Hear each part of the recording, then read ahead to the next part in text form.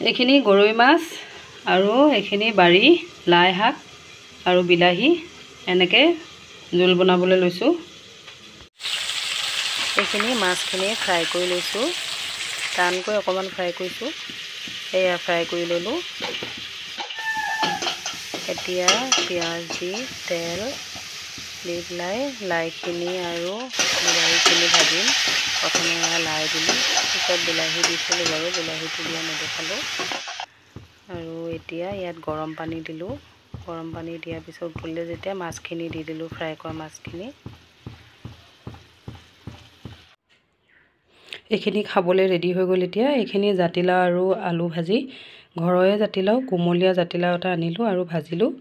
এয়া মাছ ফ্ৰাই আৰু আচাৰ লৈ ল'লোঁ। আৰু ইয়াতে লাই আৰু গৰৈ মাছৰ জোল। এতিয়া আমি খাই লওঁ।